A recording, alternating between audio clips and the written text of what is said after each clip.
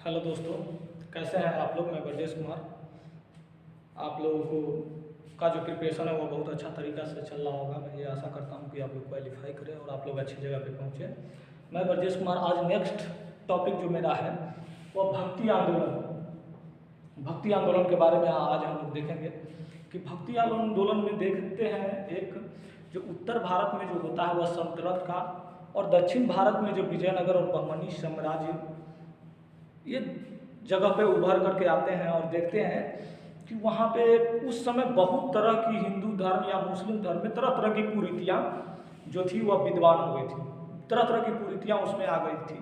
तो इसी दोनों धर्म को उदय के लिए एक आंदोलन का निर्माण होता है, एक आंदोलन किया जाता है। जो हिंदू धर्म में आंदोलन किया जाता है उसको भक्ति आंदोलन बोलते हैं, और जो मुस्लिम धर्म में जो आंदोलन किया जाता है उसको सूफी आंदोलन कहते हैं। इस आंदोलन को अलग अलग तरीक़ा से लोग आगे बढ़ाते हैं। फिर इसके बारे में जो कुरीतियाँ होती है उसको दूर किया जाता है, और फिर जो हिंदू धर्म हो या मुस्लिम धर्म हो अपने अपने जगह पर स्टेबल होते हैं। क्योंकि उस समय में भी देख रहे हैं कि आप बौद्ध धर्म और जो जैन धर्म ये सब की भी उत्पत्ति होती है, और ये सभी धर्म काफ़ी ऊपर चले जाते हैं। फिर इसी को एक लघु माने इसी आंदोलन को एक प्रारूप देने के लिए फिर हिंदू धर्म की मान्यता बहुत ज़्यादा संकुचित हो जाती है। उस समय बौद्ध धर्म या जैन धर्म की उत्पत्ति होने के कारण यह बहुत विस्तृत वाइडली रूप से यह फैल जाता है। तो उसी चीज़ को माने कि डाउन करने के लिए क्या होता है कि भक्ति आंदोलन की शुरुआत होती है हिंदुओं द्वारा। तो हम लोग देखते हैं इसमें क्या होता है। भक्ति आंदोलन में तरह तरह की विचारधाराएं होती है, और इसी विचारधाराओं में क्या होता है कि एक आंदोलन की शुरुआत होती है जिसको हम लोग भक्ति आंदोलन करते हैं। देखिए भक्ति आंदोलन में क्या होता है कि पहले आता है धर्म। तो धर्म और कर्म आप लोग जान रहे हैं। धर्म किसको कहते हैं? धारण करने योग्य जो चीज़ हम अपने योग्यता अपने रहन सहन वेशभूषा खान पान में जो धारण करते हैं, जो उस चीज़ को हम एडजस्टमेंट करते हैं अपने दैनिक चर्या जीवन में, उसी को हम लोग धर्म करते हैं। धारण करने के लिए हिंदू धर्म का उद्देश्य बेसिकली क्या होता है कि मोक्ष की प्राप्ति। अगर कोई भी आदमी अगर हिंदू धर्म कबूल करता है तो इसका मेन मतलब होता है कि हिंदू धर्म से हम जुड़े हैं, हम इसको मोक्ष की प्राप्ति, यानी कि मोक्ष की प्राप्ति की हमारे जो शरीर त्यागने के बाद ये मेरा सुसज्जित जगह पर कैसे मैं जाऊँ, मैं एक अच्छे जगह पर कैसे पहुँचूँ, जैसी आंदोलन के हिसाब से जो धारणा है उसके हिसाब से बना रहे हैं। तो इसमें हिंदू धर्म का होता है उद्देश्य मोक्ष की प्राप्ति। हिंदू धर्म का उद्देश्य होता है मोक्ष की प्राप्ति। और मोक्ष हम कैसे प्राप्त कर सकते हैं, किस विधि से प्राप्त कर सकते हैं, इसके लिए तरीका होते हैं। किस विधि से प्राप्त कर सकते हैं इसकी एक तरीका होती है, एक अच्छा कर्म करके, एक अच्छा ज्ञान प्राप्त करके, और एक अच्छा भक्ति करके। तो देखिए इसमें जो है वह भक्ति के मार्ग को ही मोक्ष प्राप्ति बेसिकली माना गया है। क्योंकि हम लोग देखते हैं बौद्ध धर्म में, जैन धर्म में सभी जगह अलग अलग है, लेकिन यहाँ पे भक्ति में जो हम लोग देख रहे हैं वो भक्ति करके ही हम लोग मोक्ष की प्राप्ति कर सकते हैं। इस चीज़ को इसमें बताया गया है। भक्ति क्या है? अब देखिए भक्ति के बारे में कभी कभी पूछ देता है छोटा छोटा टर्म एग्जाम में। भक्ति होता है ईश्वर की प्रार्थना। अब हम लोग ईश्वर की प्रार्थना करेंगे तो आगे देखेंगे कि ईश्वर की प्रार्थना हम लोग किस तरीका से कर सकते हैं, उसके बारे में हम लोग देखेंगे। अब देखिए ईश्वर की प्रार्थना करें और भक्ति के मार्ग क्या क्या हो सकते हैं, कैसे हम ईश्वर की प्रार्थना करेंगे, किस व्यू से हम लोग प्रार्थना करेंगे। तो इसमें एक आता है सगुण और दूसरा आता है निर्गुण। सगुण जिसको कहते हैं, सगुण किसको कहते हैं इसके बारे में जानना सबसे ज़्यादा जरूरी। सगुण वैसी चीज़ को हम कहते हैं जिसकी प्रतिमा को पूजा करते हैं, जिस मूर्ति की हम लोग पूजा करते हैं उसमें हम भगवान के रूप को स्वरूप को देखते हैं। जैसे राम हो गए, कृष्ण हो गए, ये लोगों का जो मंदिर मस्जिद, ये लोगों के लिए जो जगह पर जो प्रतिमाएं बनी हुई हैं उसकी हम लोग पूजा करते हैं। तो उस मार्ग को हम लोग सगुण बोलते हैं। निर्गुण उसको बोलते हैं जो निराकार रूप, और उसमें हम भगवान की छवि को देखते हैं। वहाँ पे कुछ नहीं है, हम सिर्फ खड़ा होकर के और अपने मन में कल्पना करके हम उसकी पूजा करते हैं, उसको हम लोग निर्गुण बोलते हैं। अब देखिए सगुण में भी होता है दो टर्म, एक रामश्री और दूसरा कृष्णाश्री। रामश्री का मतलब हो गया कि राम की जो पूजा करते हैं, राम के जो स्वरूप है उसकी पूजा करते हैं, उसको हम लोग रामाश्री और कृष्णाश्री का मतलब हो गया जो कृष्ण को भगवान के रूप में पूजते हैं, उसको हम लोग कृष्णाश्री करते हैं। रामाश्री में जैसे एग्जाम्पल में हम लोग देते हैं रामानंद तुलसीदास जिन्होंने क्या किया था कि रामायण की रचना की। कृष्णाश्री में चैतन्य हो गया, मीरादास हो गया, सूर्यदास हो गया। अब हम लोग देखते हैं कि ये भक्ति आंदोलन के बेसिकली जो शुरुआत होता है समय, ये भक्ति आंदोलन का जो प्रारंभ होता है वो दक्षिण भारत से स्टार्ट होता है। 8वीं सदी में शंकराचार्य, ये सारी जो हिंदू धर्म में जो कुरीतियाँ आ रही थी उसको दूर करने के लिए शंकराचार्य ने 8वीं सदी में शंकराचार्य ने क्या किया कि इस आंदोलन का प्रारंभ दक्षिण भारत से किया। अब देखिए दक्षिण भारत से किया और वहाँ पे क्या करते हैं कि अलवार एवं नैनार संतों ने, अलवार और नैनार आप लोग याद रखिएगा, अलवार और नैनार संतों ने क्या किया कि भक्ति आंदोलन को आगे बढ़ाने का सबसे इम्पोर्टेंट ये होगा। अब हम लोग देखते हैं कि अलवार और नैनावार क्या होता है। अलवार जो होता है वो विष्णु के पूजा करने वाले लोग होते हैं और नैनार जो होते हैं वो शिव की पूजा करने वाले लोग होते हैं। और शंकराचार्य ऑलरेडी क्या करते थे कि शंकराचार्य का जो बेसिकली उद्देश्य होता था वह दोनों को चाहते थे कि अलग बढ़ाने, विष्णु को और शिव को, ये दोनों को धर्म को यह अलग बढ़ाने के लिए कोशिश करते थे। तो अलवार एवं नैनावार संतों ने किया। अब हम लोग देखते हैं भक्ति आंदोलन में अलवार क्या होता है। ये होता है संतों की संख्या, संतों की जो संख्या होती है अलवार में वह 12 थी। तो ये जो 12 जो संत थे इनको हम लोग अलवार बोलते हैं। अलवार जो संत थे वो चारों बगल घूम घूम करके हिंदू धर्म के बारे में विस्तृत जानकारी लोगों को दिया करते थे।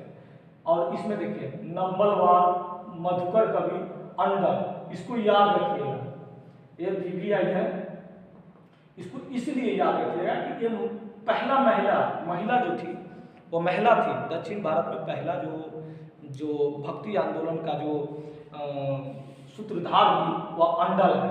तो याद रखिएगा, क्वेश्चन पूछ लेता है। कुलशेखर राजा। अब कुलशेखर राजा कौन था? वो तारवेनकोर का राजा थे। तारवनकोर के राजा थे कुलशेखर राजा। ये भी अलवार संतों में ही शामिल थे। ये त्रावणकोर के राजा थे कुलशेखर राजा, ये भी एग्जाम में पूछ देता है। तो इसीलिए यहाँ से 12 संतों को तो हम लोग याद नहीं रख सकते हैं, इसीलिए हम लोग एक दो ऐसा जो है जैसे अंडाल हो गया, आपको कुलशेखर हो गया, इसकी नाम हमको याद रखना है। और कुलशेखर के बारे में पूछ देता है कि ये कहाँ के राजा थे, तो तारवनकोर के राजा थे। उसके बाद हम लोग देखते हैं नैनार संतों की संख्या। नैनार संतों की संख्या 63 थी। ये जो शिव भक्ति में जो लीन थे उनकी संख्या 63 थी। इनमें देखिए निर्नाविकर पशु, इसको याद रखिएगा। निर्नावर पशु, त्रिज्ञान, सुंदर मूर्ति आदि। हम लोग 63 को याद नहीं रख सकते हैं, लेकिन जो एक आध दो हो वहाँ से हम लोग याद रख सकते हैं। अब हम लोग आते हैं कि यहाँ पे डिफरेंट टाइप का जो भी लोग आते हैं वो अपना मत देते हैं। तो देखिए प्रवर्तक और मत।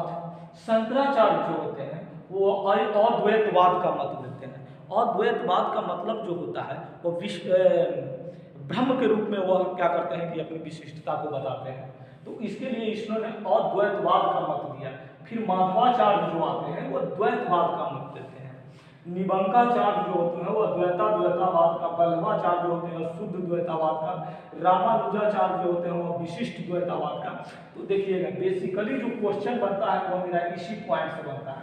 तो इस पॉइंट को आप लोग हर एक एग्जाम में एकदम 100% रख लीजिएगा, क्योंकि इसका दूसरा याद करने का कोई तरीका नहीं है। शंकराचार्य के बारे में अद्वैतवाद का, माधवाचार्य द्वैतावाद का। देखिए शंकराचार्य अद्वैतावाद का, माधवाचार्य द्वैतावाद का और निबंकाचार्य द्वैतावाद का, बल्लभाचार्य विशिष्ट द्वैतावाद शुद्ध द्वैतावाद का और रामानुजाचार्य विशिष्ट द्वैतावाद का। अब हम लोग आते हैं शंकराचार्य के बारे में। शंकराचार्य का जो जन्म होता है वो कलाड़ी में, केरल में होता है। मृत्यु केदारनाथ उत्तराखंड में हो जाती है। इन्होंने 12 ज्योतिर्लिंगों की स्थापना की थी। अब देखिए शंकराचार्य के बारे में एक घटना है कि इनकी माता जो थी वह बहुत इसको जाने नहीं दे रही थी। फिर इन्होंने अपनी माँ को किसी तरह से कन्वेंस करके फिर वहाँ से निकलते हैं और ये ज्योतिर्लिंग का जो स्थापना करते हैं। देखिए बद्रीनाथ में ज्योतिपीठ, बद्रीनाथ में, यह नॉर्थ हो गया, माने कि उत्तर में जो जाते हैं तो उत्तर में क्या करते हैं कि बद्रीनाथ में ज्योति पीठ की, और दक्षिण में श्रृंगेरी पीठ की मैसूर में, और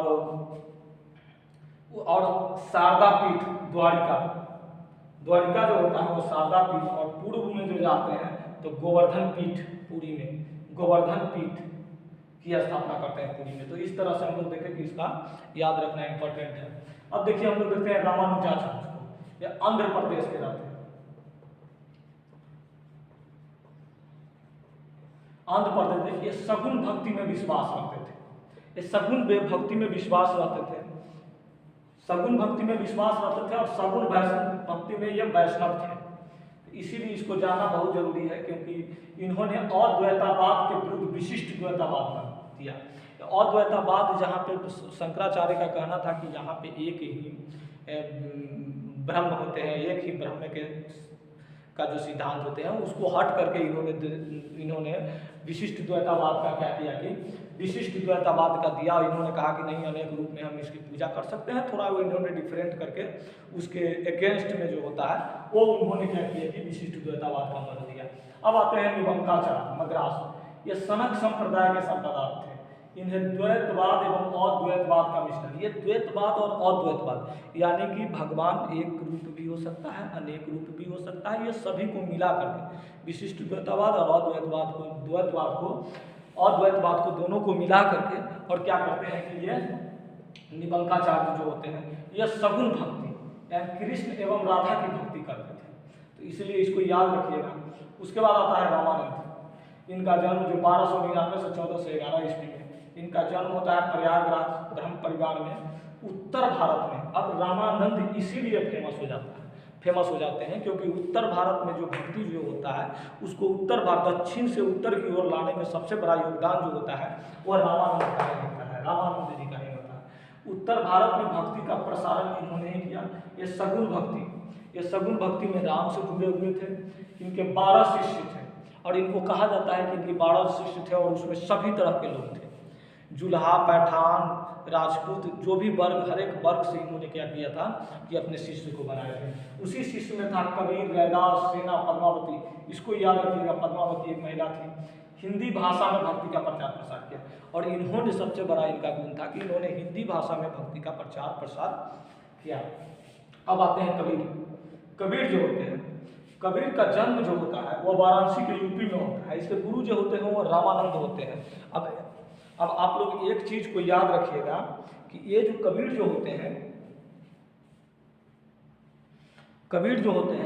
ये क्या करते हैं कि रामानंद से उपदेश लेते हैं। रामानंद जो होते हैं वो सगुन भक्ति के प्रचारक होते हैं। रामानंद सगुन भक्ति से का ज्ञान लेकर के, और यह क्या करते हैं कि आते हैं और निर्गुण भक्ति करने लगते हैं। तो इसीलिए, और इनकी जो कबीर की जो कथा है, जो उनका प्रवचन है वह बीजक में संकलित किया हुआ है। तो इसलिए पूछ लिया जाता है एग्जाम में कि कबीर का जो संकलन है वह किसमें उपस्थित है, तब बीजक में। अब निर्गुण भक्ति, हिंदू मुस्लिम समन्वय, इन्होंने क्या किया था कि हिंदू और मुस्लिम दोनों को सामंजस्य बैठाने की, दोनों की कुरीतियों दूर करने की इन्होंने बहुत कोशिश की थी। इनका शिष्य थे दादू, कमाल और कमाली, ये इनके शिष्या थे। तो दादू, कमाल और कमाली की पुत्री भी थी। इन्होंने एकेश्वरवाद यानी कि ईश्वर एक ही है, इसके बारे में इन्होंने बताया था। अब हम लोग आते हैं गुरु नानक 1469 से 1538 तक इनका जन्म तलवंडी पाकिस्तान में हुआ था, ननकाना साहब, और मृत्यु करतारपुर में हुआ था। सिख धर्म के संस्थापक और निर्गुण भक्ति से जुड़े थे। निर्गुण भक्ति से जुड़ने का मतलब है कि यह किसी भी आकार को नहीं मानते थे। ईश्वर किसी भी आकार में नहीं है। आज भी आप लोग देखिएगा कि जो सिख धर्म है उसमें किसी भी स्वरूप की पूजा नहीं की जा सकती है, वो निराकार की पूजा करते थे। तो इसीलिए सिख धर्म के संस्थापक निर्गुण थे। और एग्जाम में आपको क्वेश्चन इस तरीका से पूछ लिया जाता था कि भारत के कौन ऐसे व्यक्ति हैं जो धार्मिक आंदोलन से जुड़े हुए थे और उनका जन्म भारत में नहीं हुआ है, तो वो है गुरु नानक देव, जिनका जन्म तलवंडी पाकिस्तान में हुआ है। अब आते हैं चैतन्य का जो जन्म होता है वह नदिया में इनकी जन्म होती है। नदिया एक जगह है जो वेस्ट बंगाल में पड़ता है, वहाँ पर इनकी जन्म होती है। इनका मृत्यु जो होता है वो पुरी में होता है।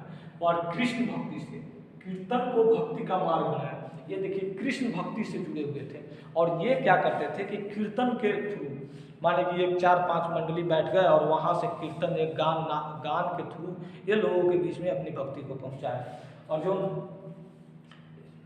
भक्ति को पहुँचाते थे ये क्या करते थे कि वृंदावन मथुरा की यात्रा इन्होंने की और वहाँ पर इन्होंने क्या किया कि सगुण भक्ति का प्रचार प्रसार किया, जिसमें कृष्णाश्री जो था उसकी भक्ति वह उसको क्या किया कि उससे वो जुड़े रहे।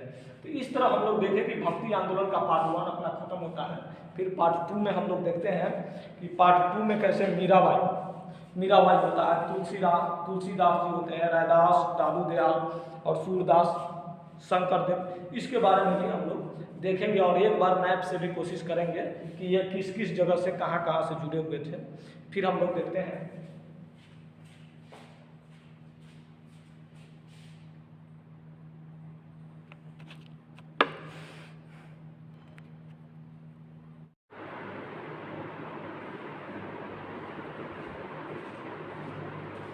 तो हम लोग देखते हैं दोस्त भक्ति आंदोलन के दूसरे एपिसोड में क्या होता है।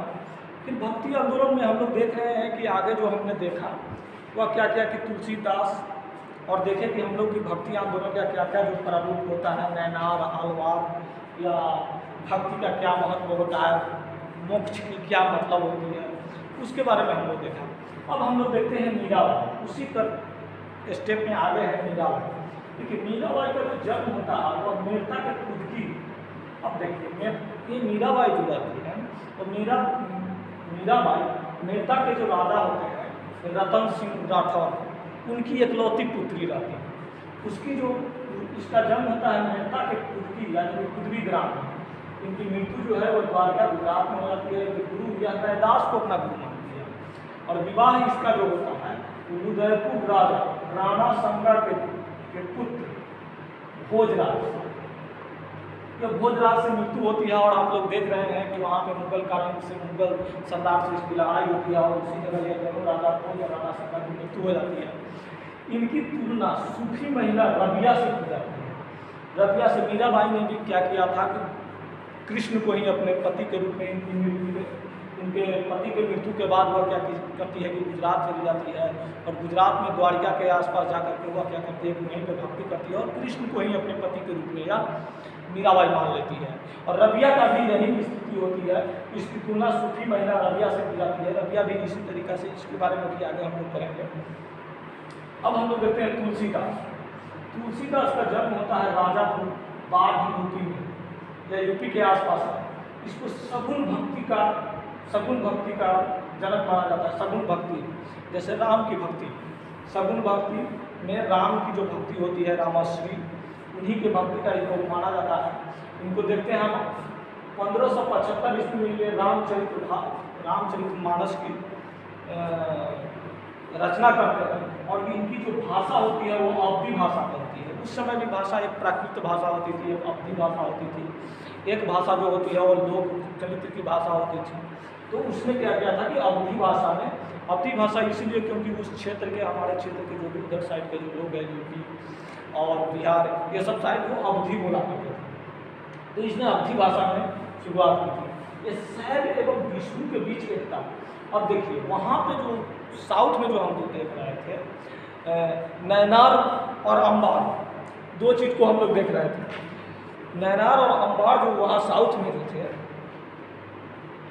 अलवार, नैनार और अलवार में बहुत तरह की मतभेद हुआ करते थे। अलवार और नैनार जो क्या होता था कि वो दोनों एक शैव को मानते थे, एक विष्णु को। तो ये दोनों में बहुत सारे मतभेद हुआ करते थे। उसी मतभेद को दूर करने के लिए तुलसीदास ने शैव एवं वैष्णव के बीच एकता को एकत्रित करने में उन्होंने सबसे ज़्यादा भूमिका उठाई। इनके बारे में 3-4 बुक है, इन्होंने तो आके लिखा है। 25 रचनाएँ इनकी है, 25 रचनाएँ, लेकिन 3-4 बुक है जो हमको याद रखना है। विनय पत्रिका, कवितावली, गीतावली, ये 3 जो पत्रिका है, विनय पत्रिका, गीतावली, कवितावली, ये इनको याद रखना है। और देखिए यहाँ पे जो विष्णु जो थे तुलसीदास थे, अकबर और जहांगीर के समकालीन थे, इसीलिए इनके ऊपर किसी भी अकबर और जहांगीर ये दोनों जो थे वो धर्म के प्रति इंडिया में अच्छा मत रखते थे। उनकी व्यवस्था यहाँ इंडिया में बहुत अच्छी थी। तो इसीलिए अकबर एवं जहांगीर के समकालीन, ये बार बार एग्जाम में क्वेश्चन पूछ दिया जाता है, इसलिए आप लोग इसमें समकालीन वाले को याद रखेगा, अकबर और जहांगीर के समय। अब दूसरा जो आता है रैदास यानी रविदास, इनका जन्म होता है वाराणसी में। कबीर ने इन्हों संतों का संत कहा है। और इन्हीं की शिष्या जो रहती है वह क्या करती है कि मीराबाई रहती है। इन्होंने ही कहा था कि मन चंगा तो कटौती में गंगा, यानी कि मन शुद्ध है तो आप कहीं पे भी जाइए, आपको कोई भक्ति अपनाने की कोई ज़रूरत नहीं है, आप सब चीज़ से स्वच्छ हैं। इन्होंने नहीं कहा था। 12 शिष्यों में मीराबाई भी थी, इन्होंने 12 शिष्य बनाए, उनमें एक मीराबाई भी थी। उसके बाद आते हैं हम लोग दादू दयाल। इनका जन्म गुजरात के अहमदाबाद में होता है, लेकिन ये अपना अधिकांश जो भक्ति भजन का जो पाठ होते हैं वो गुजरात के साइड, राजस्थान के साइड ही करते हैं। कबीर के पुत्र कमाल के शिष्य थे। ये जो दादू दयाल जो थे वह कबीर के जो पुत्र थे कमाल के शिष्य थे। कबीर पंथी यानी कि निर्गुण भक्ति, कबीर पंथी का मतलब निर्गुण भक्ति किया करते थे। निर्गुण भक्ति जिसमें मतलब था कि शिव का कोई भी भगवान का कोई आकार नहीं है, उसका उन्होंने प्रचार किया। इन्होंने हिंदू मुस्लिम एकता पर भी बल दिया। अब देखिए इन्होंने हिंदू मुस्लिम, और ये जो थे वो अकबर के समकालीन थे, अकबर के समकालीन भी ये थे। उसके बाद आते हैं सूरदास। 1478 से 1543 इनका जन्म जो होता है वो आगरा में होता है। गुरु बल्लभाचार्य शुद्ध द्वैतावाद का जो जन्मदाता होते हैं बल्लभाचार्य से होता है। इसको हम लोग देखते हैं ये कृष्ण भक्ति यानी कि सगुन भक्ति से जुड़े हुए होते हैं। इनकी रचना याद कीजिएगा, सूरसागर, सूरसावली और साहित्य लहरी, ये तीन इन्होंने तो रचना की है। इनके तीनों रचना को याद रखना बहुत जरूरी है क्योंकि बार बार एग्जाम में पूछा है। अब देखिए जहाँ से सबसे इम्पोर्टेंट क्वेश्चन पूछा जाता है VBA, अक्सर यहीं से ही क्वेश्चन आने की संभावना रहती है। शंकरदेव जो होते हैं ये जो लोग होते हैं वह क्या करते हैं कि पश्चिम के साइड में अपनी जो भक्ति आंदोलन है उनको अग्रसरित करते रहते हैं, लेकिन नॉर्थ ईस्ट में जो होता है वो आसाम के क्षेत्र में शंकरदेव और माधवदेव शंकरदेव का जो शिष्य रहते हैं माधवदेव, वो क्या करते हैं कि वहाँ पे भी भक्ति आंदोलन जो चल रहा होता है उनका भी सूत्रधार उन्होंने वहाँ पे करता है। तो इसीलिए असम के चैतन्य के रूप में प्रसिद्ध है। असम का जो चैतन्य जो होते हैं, असम के चैतन्य के रूप में, तो आप लोग हम लोग देखते हैं चैतन्य का जो जन्म जो होता है वह नदिया यानी कि नदिया में वेस्ट बंगाल में होता है, और उनकी जो कर्म भूमि होती है वह पूरी होती है, और वहीं पे उनका जो एक शिष्य रहता है उसी का नाम शंकरदेव रहता है। और असम के चैतन्य के रूप में यह प्रसिद्ध होते हैं। ये कृष्ण भक्ति से जुड़े होते हैं। और ये पहली बार ऐसा होता है कि जो शगुन भक्ति से जो लोग जुड़े रहते हैं वह पहली बार ऐसा होता है कि मूर्ति पूजा का विरोध करता है। तो ये जो शंकरदेव जो होते हैं वो मूर्ति पूजा एवं जाति व्यवस्था का विरोध करते हैं। तो इसीलिए आप लोग याद रखिएगा कि शगुन भक्ति में पूछ देगा कि कौन ऐसा जो भक्त थे जो क्या करते थे कि शगुन भक्ति में विश्वास रखते थे, लेकिन वह मूर्ति पूजा को मान्यता नहीं देते थे, मूर्ति पूजा एवं जाति व्यवस्था को मान्यता नहीं देते थे, तो वो शंकरदेव थे। तो इनको याद रखिएगा। संस्कृत में इन्होंने एक रचना की थी, रत्नाकर की रचना की। उनके बाद उनका शिष्य माधवदेव ने असम में कृष्ण भक्ति को आगे बढ़ाया। अब हम लोग देखते हैं कि शंकरदेव की मृत्यु के बाद उनका जो शिष्य होता है माधवदेव, वो क्या करते हैं कि इस परंपरा को आगे बढ़ाते हैं। अब हम लोग मैप से कुछ देख लेते हैं कि मैप में क्या क्या होता है। देखिए मैप में देखने से ये होगा किस जगह पे कहाँ। देखिए पंजाब के जो क्षेत्र होता है, पंजाब के क्षेत्र में मेरे गुरु नानक देव जी आते हैं। गुरु नानक देव ने जिनका जन्म करतारपुर में होता है, तो गुरु नानक। मीराबाई जो आती है वह गुजरात के क्षेत्र में आती है। मीराबाई राजस्थान की रहने वाली हो रहती है, लेकिन ये अपना प्रचार प्रसार जो धर्म का होता है गुजरात में करती है। महाराष्ट्र में देखिए, महाराष्ट्र भी बहुत इंपॉर्टेंट है। महाराष्ट्र में ही बार बार क्वेश्चन आते हैं। ज्ञानदेव, नामदेव, एकनाथ, तुकाराम, यहाँ पे 4 जो होते हैं। अब एक चीज़ आप लोग याद रखिएगा, एकनाथ और रामदास। एकनाथ यहाँ पे रामदास लिखा, रामदास लिखा। एकनाथ और रामदास जो होते हैं वह धरकड़ी समुदाय से होते हैं। और ये जो होते हैं वो विठोबा संप्रदाय से होते हैं। विठोबा संप्रदाय कहने का मतलब कि वो जो कृष्ण से भक्ति करते थे, कृष्ण को ही महाराष्ट्र में विठोबा बोला जाता है, आप लोग याद रखिएगा। तो यहाँ जो ज्ञानदेव, नामदेव और तुकाराम, ज्ञानदेव, नामदेव और तुकाराम ये जो थे वो विठोबा संप्रदाय से, और ये जो होते थे एकनाथ और रामदास वो धरकरी संप्रदाय से होते थे। अब हम लोग आ जाते हैं यहाँ पे कर्नाटक में। कर्नाटक में तो आप लोग जान रहे हैं माधवाचार्य जो द्वैतवाद के सिद्धांत होते हैं। फिर यहाँ पे आते हैं हम लोग केरल के पास में, तो केरल में शंकराचार्य जो जानते हैं कि पूरे भक्ति आंदोलन का सबसे बड़ा सूत्रधार था, वो द्वैतवाद का अद्वैतवाद का सिद्धांत दिए थे। फिर हम लोग आते हैं मद्रास में। मद्रास में जो आता है वो निगंताचार्य जो द्वैतावाद का संप्रदाय का। उसके बाद आंध्र प्रदेश में आता है वो रामानुजाचार्य आते हैं जो विशिष्ट द्वैतवाद का संप्रदाय। उड़ीसा में जो आता है वो चैतन्य आते हैं, उड़ीसा, और यही आसाम में जो आता है वो शंकरदेव और माधवदेव आते हैं। सबसे ज़्यादा जो संत होता है वो यूपी में कबीर, रैदास, रामानंद, तुलसीदास, सूरदास और बल्लाचार्य। ये जो सभी जो होते हैं, तो कभी कभी एग्जाम में इससे क्वेश्चन बन जाते हैं, आप लोग याद रखिएगा। कभी कभी एग्जाम में ये पूछ देता है कि भक्तिवा आंदोलन के क्रम में सबसे ज़्यादा जो संत जो उभर के आए वो किस स्टेट से आए, तो वह यूपी से। और दूसरा जो सबसे ज़्यादा उभर के आए वो महाराष्ट्र में। ज्ञानदेव, नामदेव, तुकाराम, ज्ञानदेव, नामदेव, तुकाराम, एकता राम, धर्म रामदास, ये सब जो थे।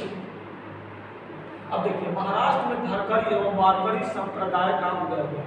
महाराष्ट्र में एक संप्रदाय का उदय होता है जिसका नाम जो धरकरी एवं वारकरी संप्रदाय का उदय होता है। नामदेव ने महाराष्ट्र में लोकप्रिय बनाया गया। नामदेव ने महाराष्ट्र में लोकप्रिय माना। एकनाथ को महाराष्ट्र का तुलसीदास कहा जाता है। तुकाराम एवं रामनाथ, इसको याद रखें, तुकाराम एवं रामदास शिवाजी के समकालीन थे।